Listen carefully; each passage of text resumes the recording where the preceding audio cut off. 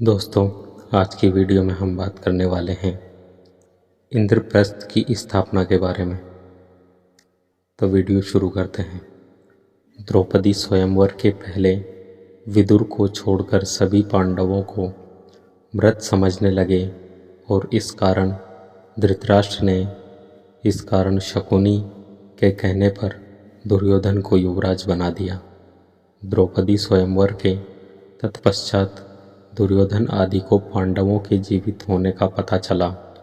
पांडवों ने कौरवों से अपना राज्य मांगा, परंतु गृह युद्ध के संकट से बचने के लिए युधिष्ठिर ने कौरवों द्वारा दिए गए खंडहर स्वरूप खांडव वन आधे राज्य के रूप में प्राप्त किया। पांडवों की पांचाल राजा द्रुपद की पुत्री द्रौपदी से विवाह के पश्चात मित्रता के बाद वे काफ़ी शक्तिशाली हो गए थे। तब हस्तिनापुर के महाराज धृतराष्ट्र ने उन्हें राज्य में बुलाया। धृतराष्ट्र ने युधिष्ठिर को संबोधित करते हुए कहा, हे कुंती पुत्र, आपने भ्राताओं के संग जो मैं कहता हूँ सुनो। तुम खांडवप्रस्थ के वन को हटाकर अपने लिए एक शहर का निर्माण करो, जिससे कि तुम में और मेरे पुत्रों में कोई अंतर ना रहे। यदि तुम अपने स्थान में रहोगे तो तुमको कोई भी क्षति नहीं पहुंचा पाएगा।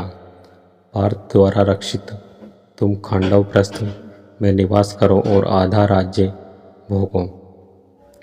धृतराष्ट्र के कथनानुसार पांडवों ने हस्तिनापुर से प्रस्थान किया। आधे राज्य के आश्वासन के साथ उन्होंने खांडवप्रस्थ के वनों को हटा दिया। उसके उपरांत पांडवों ने श्री कृष्ण के साथ मय दानव की सहायता से उस शहर का सौंदर्यीकरण किया। वह शहर एक द्वितीय स्वर्ग के समान हो गया।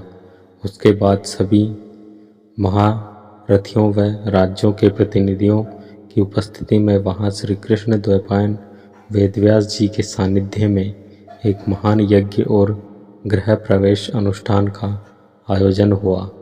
उसके बाद सागर जैसी छोड़ी दिखाई, खाई से घिरा स्वर्ग, गगनचुंबी चार दीवारी से घिरा व चंद्रमा या सूखे मेघों जैसा श्वेत वह नगर नागों की राजधानी भोगवती नगर जैसा लगने लगा था।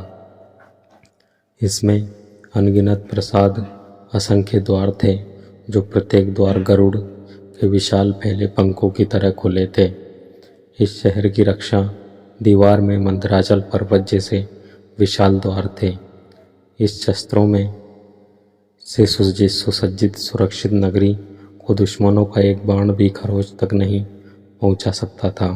उसकी दीवारों पर तोपों और शतध्वनियाँ रखी थी, जैसे दुमंगी सांप होते हैं।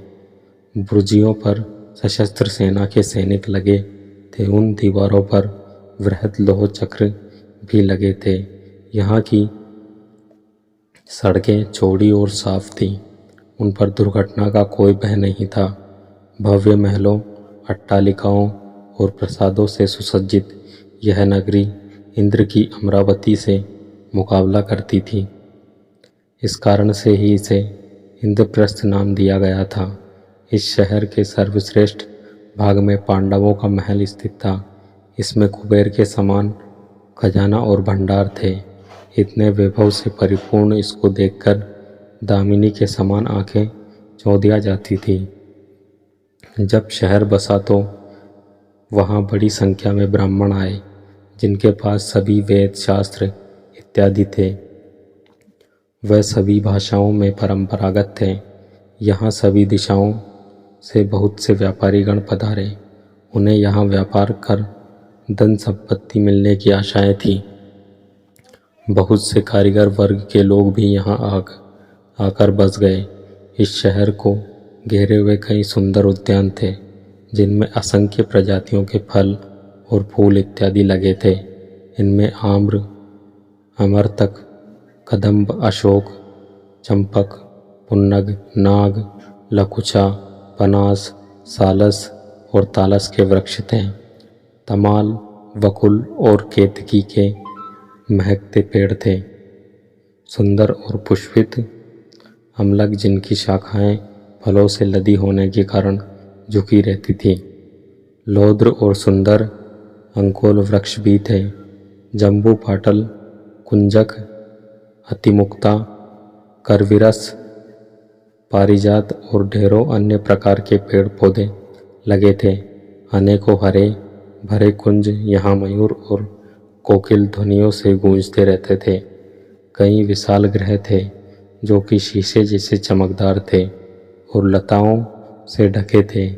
यहाँ कई कृत्रिम टीले थे और जल से ऊपर तक भरे सरोवर और झीलें, कमल तगाड़ जिनमें हंस और बतखें, चक्रवाक इत्यादि किल्लोल करते रहते थे।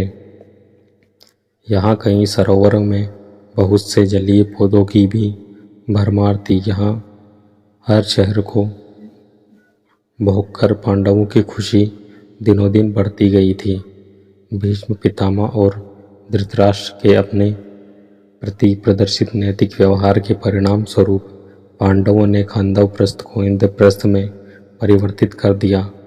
पांडु कुमार अर्जुन ने श्री कृष्ण के साथ खांडवन को जला दिया और इंद्र के द्वारा दी हुई वृष्टि का अपने बाणों से छत्राकार बांध से निवारण करते हुए अग्नि को तृप्त किया।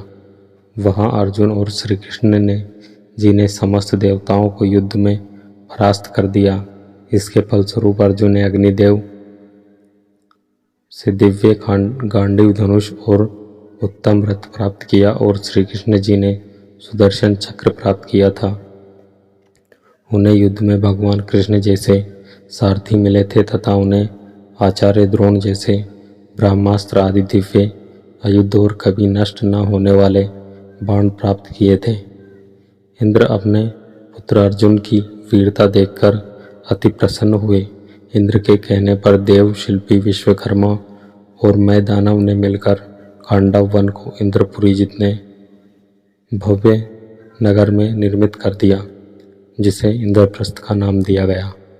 तो दोस्तों, ये वीडियो थी इंद्रप्रस्थ की स्थापना के बारे में। ये आपको कैसी लगी हमें कमेंट करके ज़रूर बताएं, और वीडियो अच्छी लगी हो तो अपने परिवार और दोस्तों के साथ शेयर ज़रूर करें, और साथ ही साथ हमारे YouTube चैनल को भी सब्सक्राइब करें, जिससे कि आपको ऐसी और वीडियो मिल सके। वीडियो में अंत तक बने रहने के लिए आप सबका धन्यवाद।